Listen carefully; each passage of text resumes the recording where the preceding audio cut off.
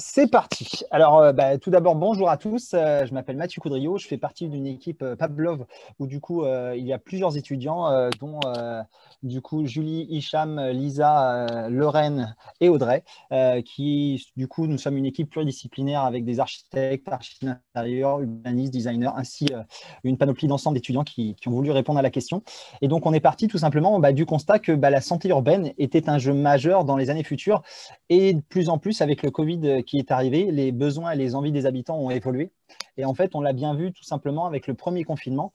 Les gens ont été incités à grignoter et à faire moins de sport, ce qui a eu un impact sur, bien sûr, la prise de poids pour certains et donc leur état de santé, qui n'est pas forcément quelque chose de glorieux. Mais les études ont montré que le confinement entraînait une prise de poids chez 57% des Français.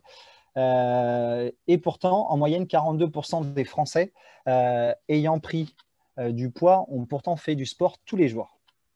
Et donc, ce qui veut dire que le sport à lui seul ne suffit pas. Il est bien sûr couplé au stress, en fait. Et le stress est apparenté pour, par exemple, les étudiants, la gestion des examens. Qui était compliqué pour eux, par exemple avec le bac qu'on a pu entendre parler. Pour les salariés, avec la gestion du chômage partiel, qui est du coup un point aussi un peu compliqué. Pour les personnes à mobilité réduite ou un peu seules ou écartées, c'est de voir tout simplement leur famille.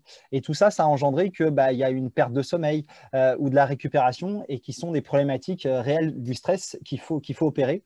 Et notre but de répondre à ce projet, c'était aussi de répondre à une échelle d'un quartier et de répondre à la question de la proximité qui était un point important parce que on sait que pendant le premier confinement, il y a eu la problématique du 1 km. Et du coup, c'était un vrai sujet pour nous de pouvoir répondre à tout ça dans notre concept, ce qui n'était pas forcément chose facile. Donc, du coup, voilà. Hop. Donc, du coup, notre concept, c'est un projet tout simplement de connectivité des habitants à leur site via une application. D'où le concept 5-3-1-0. 5 sens, 3 parcours, une application pour zéro stress. C'est un concept d'un projet innovant mêlant aménagement paysager et expérience de vie des habitants, permettant une gestion du stress et de la santé physique des habitants. Cet aménagement paysager permettra tout simplement de diminuer les émissions de chaleur et de créer un biotope naturel et de gérer la biodiversité des espèces présentes. Tout simplement, nous voulons le faire sur 3 tranches d'âge. Les personnes avec des couples avec des enfants en bas âge, des adultes ou des jeunes sportifs et des personnes âgées ou à mobilité réduite. Parce que tout simplement, ce que disent les médecins, c'est qu'il faut faire en règle générale 30 minutes de marche à pied par jour parce que les bienfaits sont tout simplement bons pour le moral, réduire les envies de grignotage. Cela aide à perdre du poids, à combattre l'hypertension, à vivre avec les saisons. Ça prévient le diabète et, a priori, c'est bon pour le cœur. Ce parcours aussi, il va permettre de générer non seulement les capacités physiques de chacun des habitants, mais aussi le stress de chacun à travers l'émotion et le déblocage des 5 sens par rapport à la base du Feng Shui. Parce que tout simplement, le Feng Shui, c'est un art de vivre, c'est l'harmonie du rapport entre l'homme et la nature. Pour être tout simplement bien dans ses pieds, il faut être bien dans sa tête.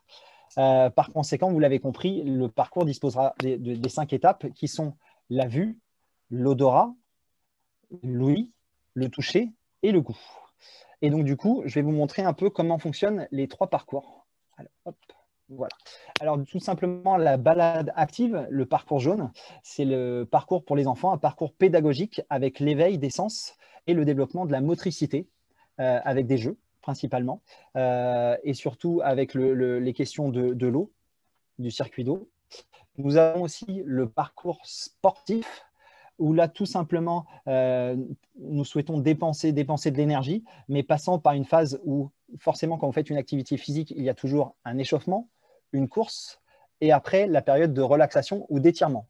Et donc, du coup, ça fera un circuit dans le cheminement de circulation dans le quartier.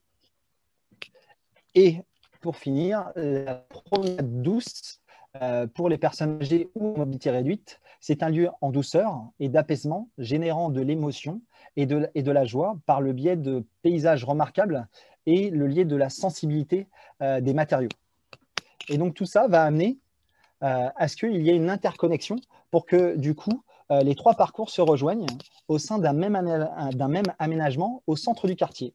Les points de rencontre intergénérationnels et conviviaux regroupent les 3 parcours permettront via des équipements sensoriels et interactifs, style jeu d'eau, jardin aromatique, tout simplement avec un jardin partagé et culturel dans la place centrale, quand vous pouvez voir au rond en plein milieu, qui permettra que chaque parcours permettra, en fonction de son passage, peut-être au début, au milieu ou à la fin, de se regrouper à cet endroit-là et d'échanger. Parce qu'il faut savoir que c'est 3 parcours différents, 3 cadences différentes, mais ça permettra que chacun puisse interagir avec les autres pour faire un lieu de vie. Et c'est ça qui est intéressant et qui est primordial dans le quartier, c'est vraiment de créer de la convivialité et un lieu de vie, à mon sens. Parce que sans ça, ben, chacun est chez soi et il n'y a plus de vie. Et c'est ce qu'on a vécu au premier confinement. Personne ne sortait de chez soi. Et c'est ça qui est dommage. Et puis, le stress s'accumule. Et donc, le but, c'est vraiment d'évacuer, de profiter et de partager. Et donc, tout ça, ben, il sera développé via une application.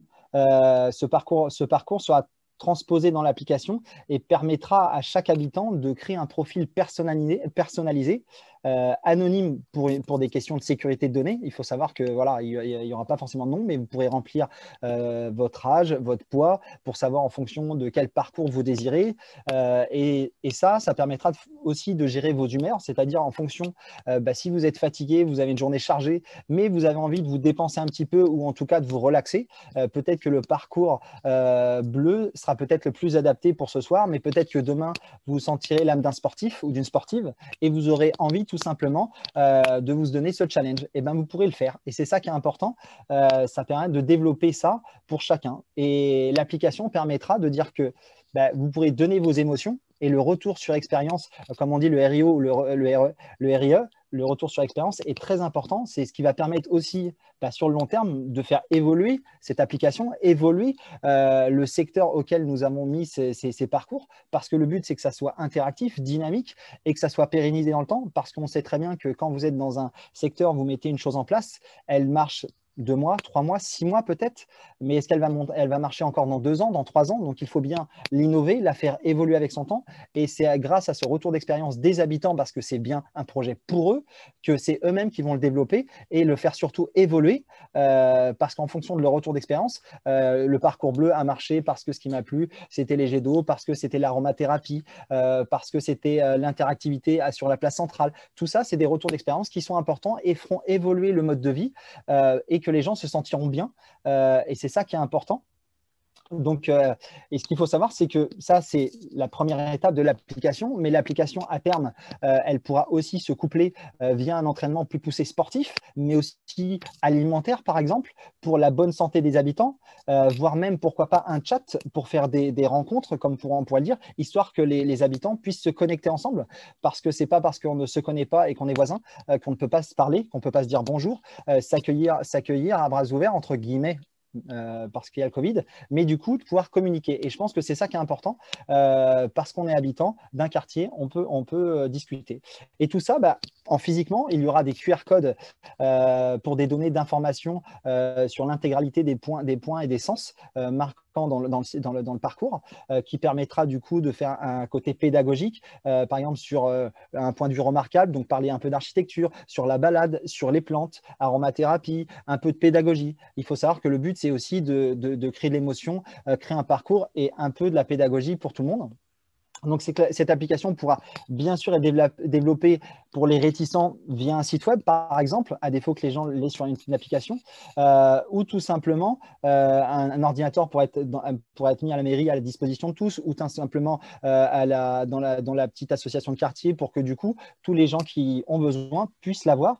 Et du coup, pour les gens qui sont encore réticents à l'informatique, on pourra disposer de brochures et en amont, on fera de la pédagogie pour développer du coup peut-être dans le journal de la mairie l'explication et une brochure adaptée avec le mode d'emploi pour tous ceux qui ne veulent pas être au côté numérique. Et il faut savoir, typiquement dans tout ça, vous allez me dire, mais combien ça coûte et comment ça fonctionne?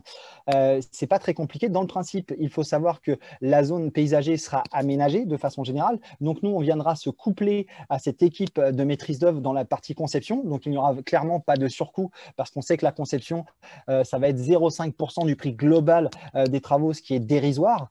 Et le surcoût global des travaux par rapport à nos équipements, notre mobilier qu'on va rajouter, il faut imaginer que ça sera au maximum 5% de l'aménagement que vous aviez prévu à l'origine, ce qui est encore une somme pas forcément très conséquente. Mais par contre, l'intérêt important, c'est l'application qui va de quoi être développée, qui aura un coût d'environ à peu près 10 000 euros, ce qu'il faut savoir sur une application, mais il sera entre guillemets vendu, ou en tout cas il y aura un abonnement à la mairie pour que du coup nous de notre côté on puisse tout simplement la faire évoluer avec son temps, qu'on puisse faire une sorte d'SAV et de maintenance, et que du coup ça pérennise le modèle économique pour que du coup l'application peut s'autofinancer, et par la suite que y ait les petites fonctions en plus qu'on a dit sur la nutrition, sur le côté sportif, et les associations autres puissent tout simplement faire de la rémunération pour développer encore plus ce concept.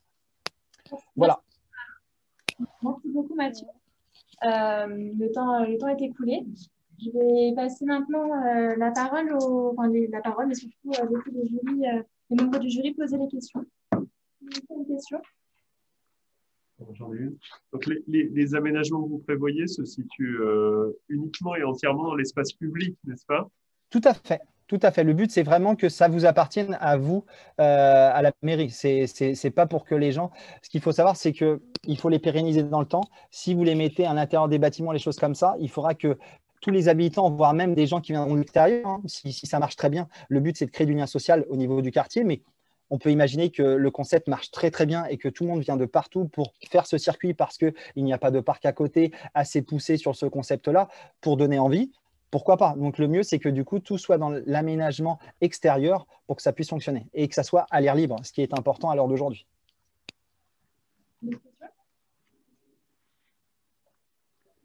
Une curiosité, vous parlez des 5 sens, on voit bien les 4 premiers sur le…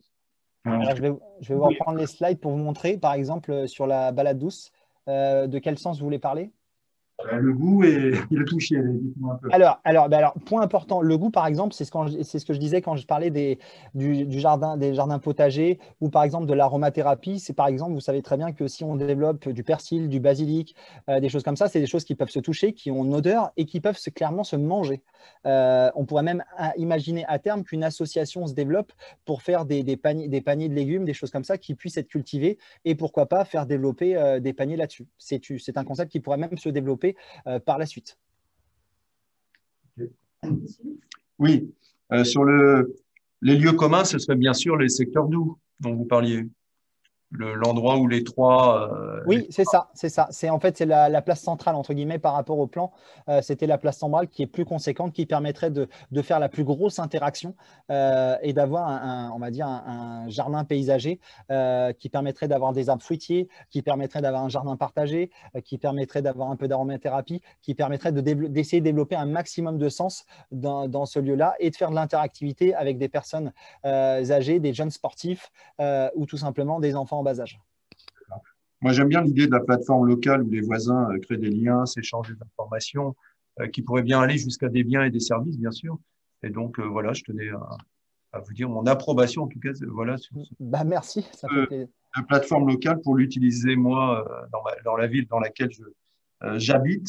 Hein, je l'utilise en tant qu'habitant et je trouve qu'une plateforme locale, c'est toujours très bien pour le lien social. Je vais prendre le rôle de Monsieur Girometti.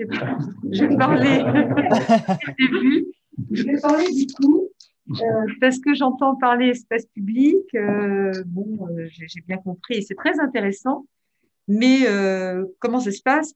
Comment vous entendez la maintenance de ces espaces publics? Parce que tout ça demande un entretien, demande d'être suivi régulièrement. Donc, si on parle d'espace public, forcément, on parle aussi collectivité. Oui. Là, j'ai quelques interrogations. D'abord sur le coût que ça va représenter et peut-être le nombre, les moyens, je dirais, que nous avons pour les entretenir. Parce que là aussi, c'est un vrai souci. Je rappelle, comme tout à l'heure, que c'est une ville qui a une strate modeste, hein, malgré tout, qui est appelée à se développer, mais pour l'instant, on n'est pas quand même dans une grosse ville. Donc, il faut que tout ça soit raisonnable pour que ce soit réalisable. Donc, comment voyez-vous bon, l'installation, c'est une chose, l'intérêt, on l'a bien vu, mais l'entretien de tous ces espaces. Alors, il faut bien comprendre que du coup, à l'heure d'aujourd'hui, vous disposez déjà au sein de la ville de jardins, d'espaces verts qui sont déjà entretenus par la ville. Oui, mais on est déjà Ah, vous allez me dire que vous êtes déjà saturé, c'est ça? taqué, effectivement. On a très Euh, Vous savez, aux espaces verts de la commune d'Ormesson, nous avons 5 personnes. Donc, D'accord. et on a déjà des parcs départementaux. Enfin, voilà. Donc, c'est déjà très contraint. Donc, Ouais. ça appelle quand même à des interrogations de la part du maire, parce qu'après, il y a une masse salariale qui viendra s'ajouter. Et voilà. C'est vrai Je que comprends. c'est magnifique. Mais après, il faut que derrière, on puisse suivre.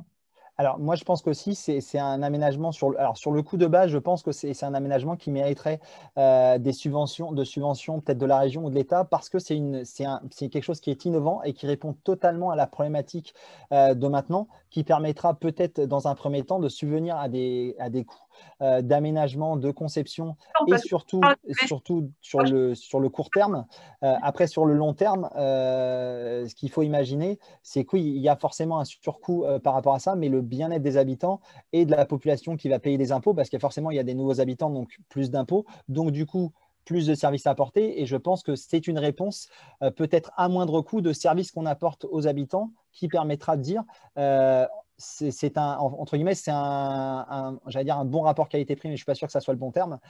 C'est de dire que c'est un alors, aménagement qui peut être simple, mais qui a son rapport de bien-être. bon, moi, je reviens encore une fois. Bon, j'ai entendu ce que vous me dites. Alors, effectivement, sur l'investissement, là, on peut effectivement faire appel à des aides financières, mais moi, je parle du fonctionnement, parce que c'est ça le fonctionnement qui posera problème, puisque les impôts, ben, je pense qu'on ne peut pas forcément les augmenter autant que ça. On a d'autres sujets. J'ai peur que cette organisation soit impossible, en tout cas financièrement pour la collectivité. La première réflexion que j'ai, même si on voit tout l'intérêt de ce que vous proposez, derrière, je dis encore une fois qu'il faut suivre. Il n'est pas forcément la possibilité aujourd'hui de la commune. Alors, je comprends. J'aurais tendance à dire il y a deux points de vue dans l'histoire. Le premier point de vue, le côté financier pour vous, qui, je pense, peut se chiffrer et voir la balance économique. Parce que typiquement, il y a beaucoup de parties paysagères qui, du coup, peut se gérer sur deux points de vue.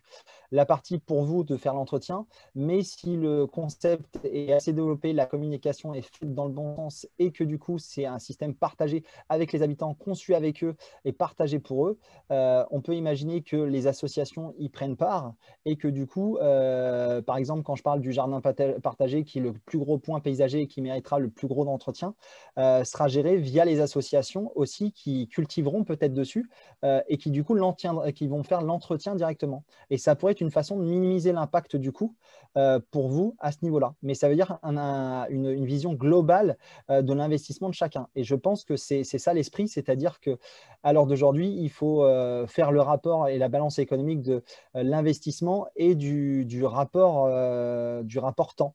Parce que les associations, en général, c'est des gens qui s'investissent en temps, mais pas en argent. Et donc, forcément, c'est ce rapport-là, à mon avis, qu'il faut juger, je pense. Et développer l'intégralité du projet pour dire, il coûte vraiment tant. Et est-ce que la balance peut être gérée via les associations pour une partie, via la commune d'une autre partie? Et je pense que ça permettrait de répondre à la question, je pense. Merci beaucoup. Merci. Monsieur Dubarin, est-ce que vous avez une réponse? Non, moi, je trouve ça très bien, très simple en fait, d'apparence, hein. Parce que du fait, le concept est très bien avec